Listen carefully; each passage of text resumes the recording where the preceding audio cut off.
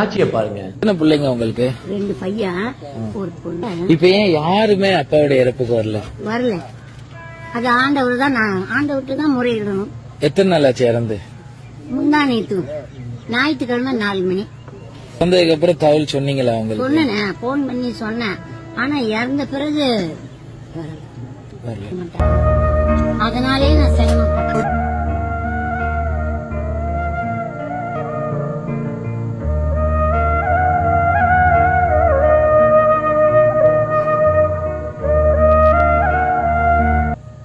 உண்மையிலேயே இந்த காட்சியை பார்த்த உடனே உண்மையிலேயே கண் கலங்கிட்டேங்க.